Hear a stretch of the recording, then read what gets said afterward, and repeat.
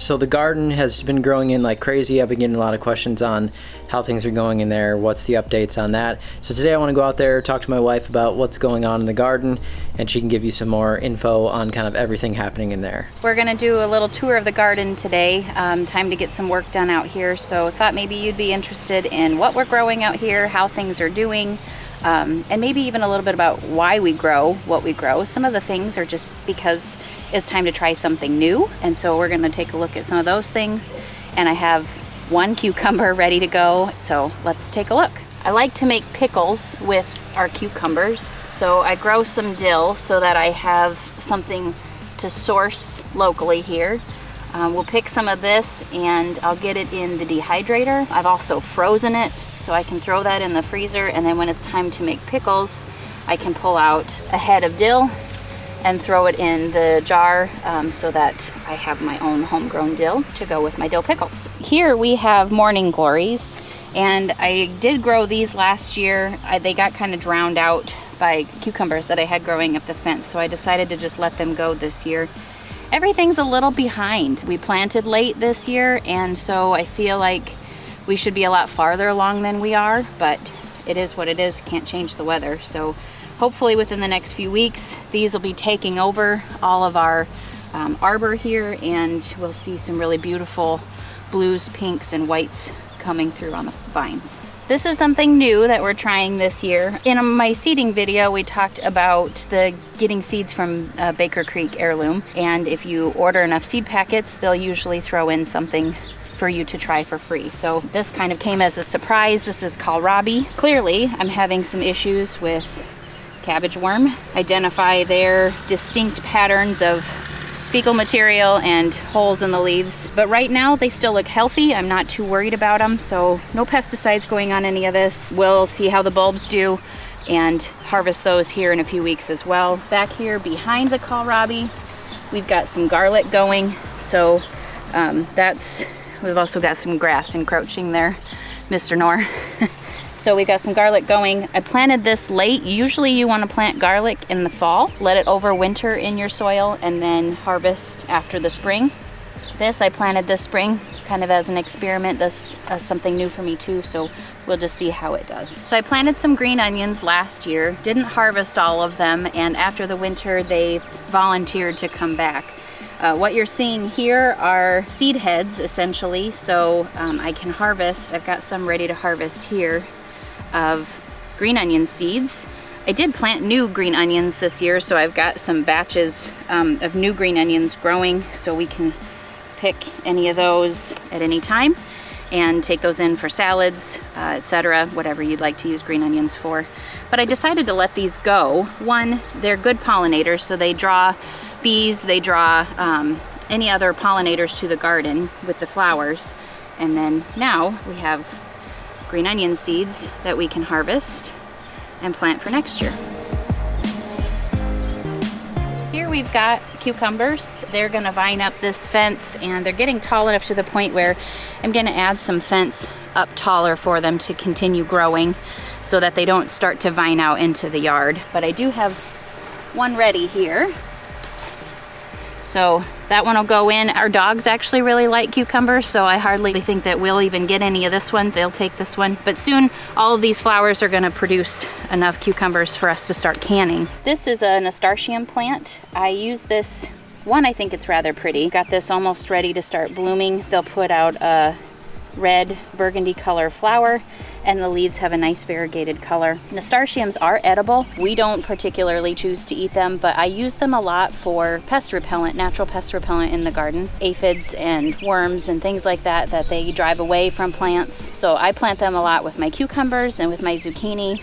Other things I use are marigolds. They're a pretty good all-around pest repellent. At least this is a little attempt at a natural deterrent out here so that I don't have to work so hard to keep pests away from my plants. In a video we did last year, we talked about the lasagna garden process, which is also sheet composting, and I just put down a new layer around the tomatoes, about 1 inch of paper and then about 1 inch of the grass clippings that we pulled from the backyard. So that's going down around the tomatoes. It's a good source of carbon, a good source of nitrogen, and it acts as a mulch. So as we're getting into our warmer and warmer days, This will help the water stay around the tomato plants and will help them retain that moisture so they don't have to be watered as often and they don't dry out as quickly. But we're starting to see all of the materials I have put down before are completely gone. I don't really like to let it get that bare, but the weather just hasn't cooperated very well this year. So it's time for a new layer. We'll go down with a layer of paper. Gets a little more difficult as you have more plants in here to work around.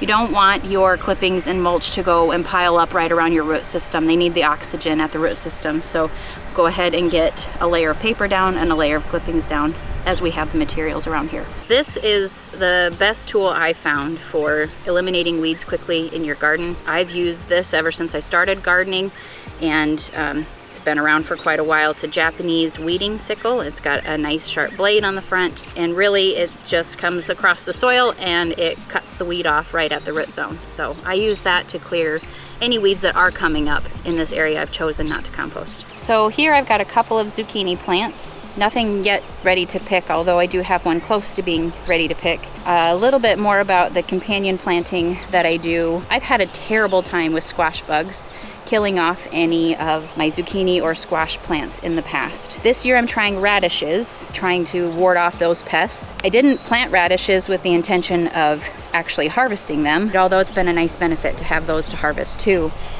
The other thing that I'm trying is you'll see a white powder all over the zucchini plants. That's diatomaceous earth. Safe for humans, it's safe for pets, but it's effective as a good pest repellent as well.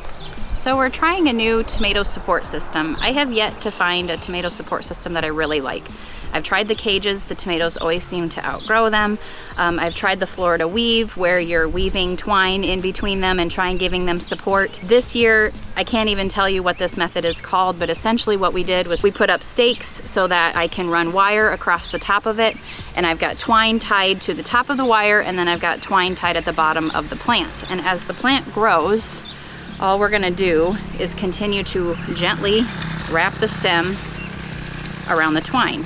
It gets support because the twine is tied straight up. This has been working pretty well so far.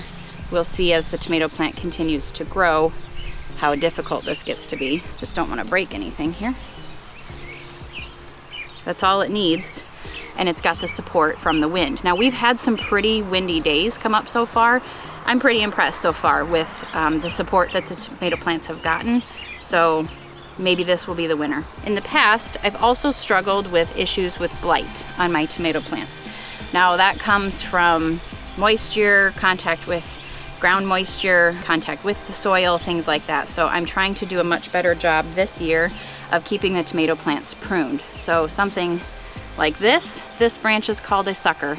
We're gonna get rid of all of the sucker leaves that we can, and then try to keep everything cleaned up towards the bottom of the plant to avoid contact with the ground and to make sure that the tomato doesn't get too compacted on itself and that there's plenty of room for oxygen to flow in and out of the leaves so there isn't water or moisture getting harbored on the leaves and in between the branches. Hopefully that this year will make me successful in avoiding blight and losing my tomato crop. So we're just going to trim up a few of these lower branches so that they stay off the ground. Anything below a flower cluster is pretty safe to trim. Now that I've gotten to the flower cluster, I'll probably leave most of these. And you also want a good top cover so that the flower clusters and the fruit will have some shade coverage as they start to come in. No tomatoes yet on this plant, but hopefully they're coming in soon. A couple of the crops that are actually going to be almost done here shortly would be the spinach crop and the lettuce crop. Usually I harvest for baby spinach, but I do have some larger leaves out here that we can freeze, cook with, whatever you like to eat spinach for. So we just come in and trim the leaves at the bottom, get them washed up, and they're ready for eating. Here we have some lettuce ready to harvest. We'll pull the whole plant on these and take that in and get that washed up. All along this fence line here, I've got sugar snap peas, mostly for fresh eating.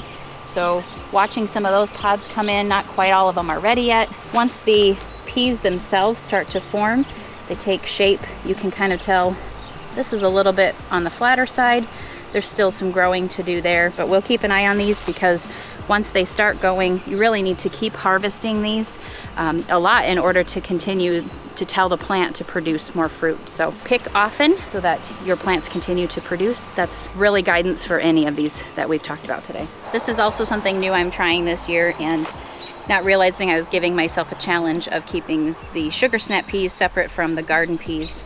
I'm growing these for canning or freezing. To my knowledge, the pods are not edible, so there will be no fresh eating peas out of the garden. Rather, I will be picking these to shell them and using the inside pea itself for cooking.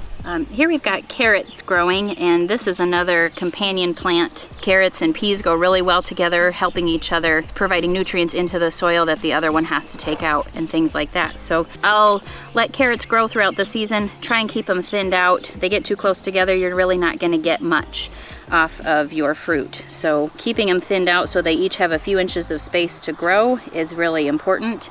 And at the end of the season, hopefully we'll be pulling larger size carrots, much bigger than this, and we'll get those canned up for the winter as well.